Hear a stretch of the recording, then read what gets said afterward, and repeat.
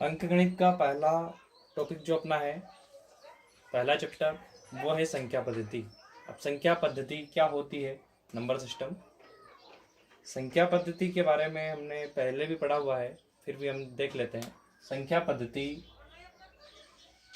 पद्धति गणित की मूलभूत अवधारणा है। संख्या पद्धति that means number system. Number है तो गणित है, बिना नंबर के गणित संभव नहीं है। यहाँ पर संख्या पद्धति के बारे में हम नवोदय में पढ़ेंगे। सबसे पहले हम संख्याओं की बात करते हैं। संख्या क्या है, कैसे बनती है, कौन कौन से अंक होते हैं इसमें। तो संख्याएं गिनती जिसको हम बोलते हैं, गिनती, नंबर्स को गिनती क्यों बोलते हैं? किसी भी संख्याओं को काउंट करने के लिए जिन डिजिट्स, जिन नंबर्स का यूज़ होता है, उनको ही हम काउंटिंग गिनती बोलते हैं, उनको संख्याएं बोलते हैं। अब संख्याएं किन किन अंकों से मिलकर बनी है, इसमें विशेषकर सिर्फ और सिर्फ ये अंक होते हैं।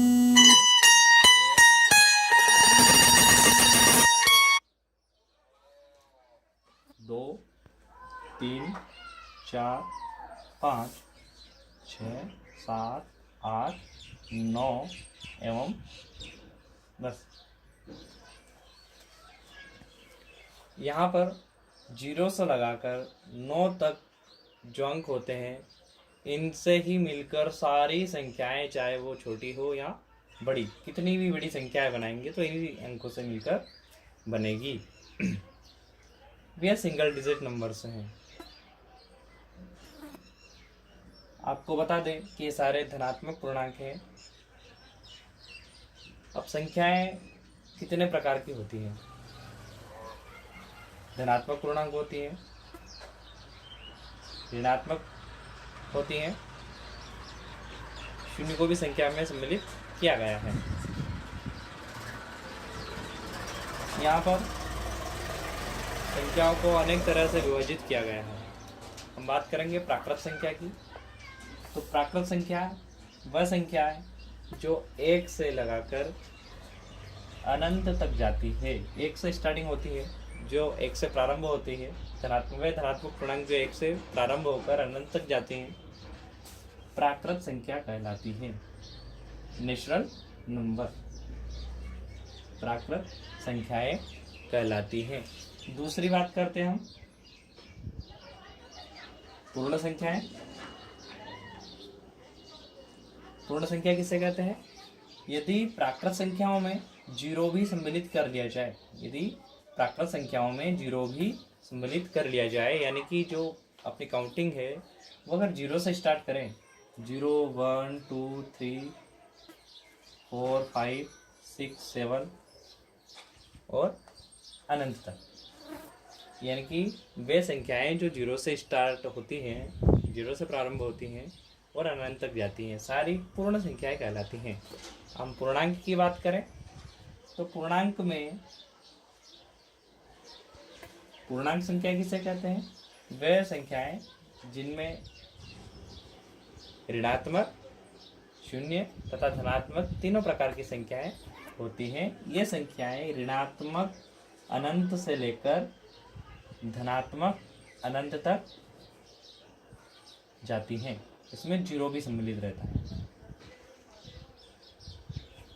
अवयवों की प्रकृति के ऊपर और भी हम इसको इस तरह बाद में पढ़ेंगे, जब हमारी ऑनलाइन क्लासेस स्टार्ट होंगी, जब हम क्लास को कंटिन्यू स्टार्ट करते हैं, तब इसके बारे में इस तरह जानकारी देंगे। आइए हम इसके कुछ टॉपिक्स को सॉल्व करते हैं और देखते हैं वास्तव में किस किस टाइप्स के क्वेश्चंस इससे बनते हैं। इसकी कुछ परिभाषाएं मैं तुमको समझा देता हूँ।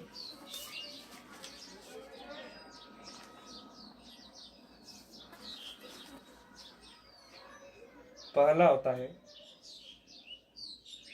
स्थानीय मान। स्थानीय मान किसे कहते हैं? इससे जो क्वेश्चंस बनते हैं, हर बार एक नया क्वेश्चंस इससे आता ही है। स्थानीय मान है,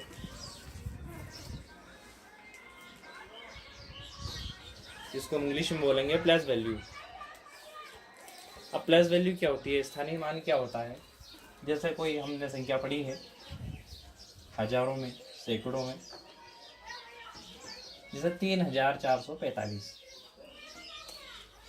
3445। अब यहाँ पर हमें स्थानीय मान तो हमने पढ़ा ही है, स्थानीय मान दैट मीन्स इकाई, ढाई, सैकड़ा, हजार, 10,000 जो भी है। अब यहाँ पर हम बोले कि 3 का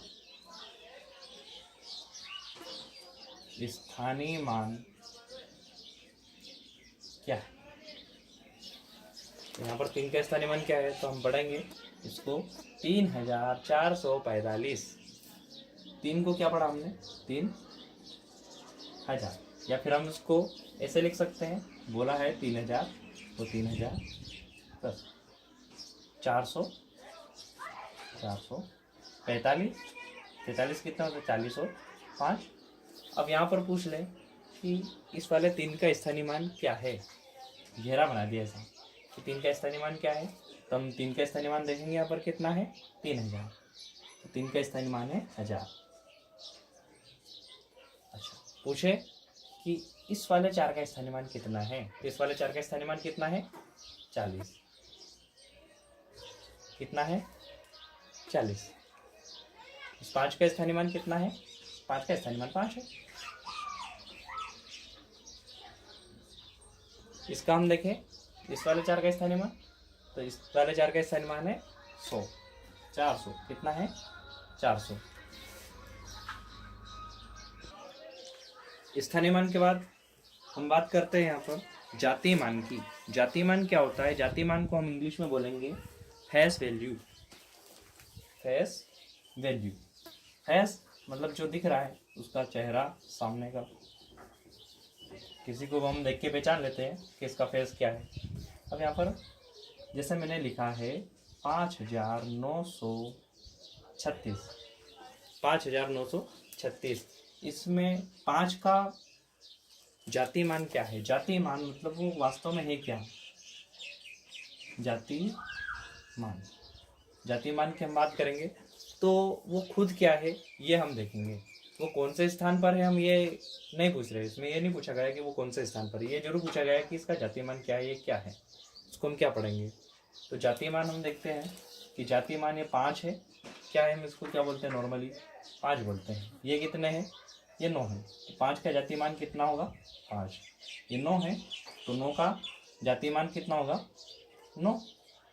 3 का जातीय मान कितना हो जाएगा यहाँ वैसे ही 3, और वैसे ही यहाँ पर 6 का जातीय मान 6 हो जाएगा। अब चाहे कोई से भी नंबर हो जातीय मान सेम होंगे। तो इस वाले टॉपिक से भी बहुत सारी बार क्वेश्चंस पूछे गए हैं, तो इसको भी अच्छे से क्लियर कर लें कि स्थानीय मान क्या है और जातीय मान क्या है। कभी कभी बच्चे कंफ्यूज हो जाते हैं कि स्थानीय मान की जगह जातीय मान लिख देते हैं और जातीय मान की जगह स्थानीय मान लिख देते हैं, तो ये नहीं करना है। वो जातीय मान खुद क्या है यह देखना है, उसका स्वयं का पूछा है वो क्या है, उसकी खुद की पहचान। अब उसकी खुद की पहचान उसके आधार पर बतानी है कि वो क्या, उसके नेम के आधार पर। यह नहीं देखना है कि उसका प्लेस क्या है, वो कहाँ है, वो किस जगह पर है, उसका स्थानीय मान पूछा है तो स्थानीय मान बताना है वो कौन से स्थान पर है, कौन सी जगह पर है, उस जगह को क्या कहते हैं, है ना। जगह का नाम नहीं पूछा, उसका खुद का नाम पूछा है यहाँ पर जातीय मान, तो उसका खुद का बताना है कि ये क्या है 5। अगर स्थानीय मान पूछे तो कौन से स्थान पर है, किस जगह पर है, वो स्थानीय मान उसका वो बताना है। जैसे ये 5000 के स्थान पर, इकाई, ढाई, सैकड़ा, हजार, तो 5000 के स्थान पर है तो इसका स्थानीय मान हो जाएगा 5000। ये 3 ढाई के स्थान पर है तो इसका स्थानीय मान हो जाएगा 30। अब जातीय मान की बात करें तो जातीय मान में ये क्या है बस ये बताना है कि 9 का जातीय मान कितना है, तो 9 का जातीय मान 9 है। 6 का जातीय मान कितना है, तो 6 का जातीय मान कितना है 6। यहाँ पर बच्चे कंफ्यूज हो जाते हैं कि 9 का जातीय मान ऑप्शन में वो दे देते हैं कि 9 के बाद दे देते हैं 900, 900 के बाद देंगे 90, और हो सकता है यहाँ पर 99 दे दें, 999। अब यहाँ 4 ऑप्शंस हैं। अगर पूछ लिया कि जातीय मान क्या है तो जातीय मान सीधे से अपने को बताना है कि 9। अगर पूछ ले कि स्थानीय मान कितना है तो स्थानीय मान सीधे से 100, क्योंकि इकाई ढाई, सैकड़ा, सैकड़े के स्थान पर है, हंड्रेड्स के स्थान पर है तो इसका स्थानीय मान हो जाएगा 900 और जाति मान इसका स्वयं 9 है, ये 9 है बस, इसका जाति मान 9 हो जाएगा। तो इस दोनों टॉपिक से एक ना क्वेश्चन हमेशा पूछते हैं, चाहे आप पुराना पेपर उठा के देखें वैसे भी ईयर का, तो आपको निश्चित ही मिलेगा एक क्वेश्चन इसमें का। इसके बाद हम बात करें पूर्ववर्ती एवं परवर्ती संख्याएं। पूर्ववर्ती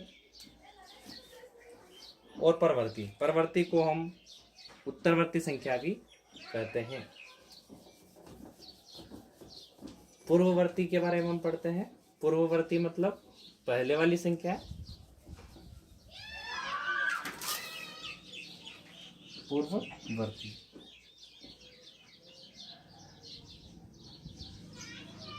जिसको हम इंग्लिश में बोलेंगे रिफ्लेक्स नंबर। क्या बोलेंगे? Reflex number. अब रिफ्लेक्स नंबर क्या होता है? पूर्ववर्ती संख्याएं, सॉरी रिफ्लेक्स नहीं, परफिक्स, परफिक्स हम बोलेंगे। तो पूर्ववर्ती परफिक्स, परफिक्स नंबर क्या होते हैं? परफिक्स क्या होता है? जैसे परफिक्स दैट मीन्स एक कम करना, एक कम।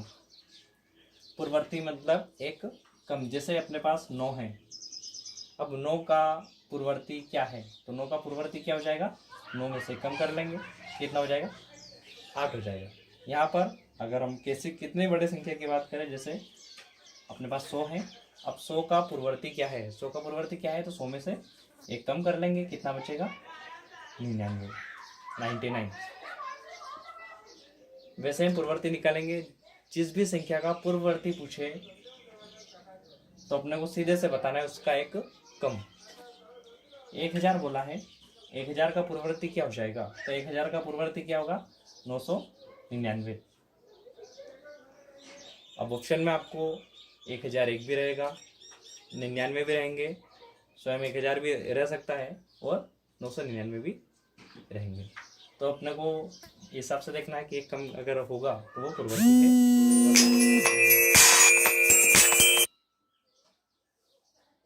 अब उत्तरवर्ती की बात करें, सफिक्स, सफिक्स में क्या होता है? एक अधिक,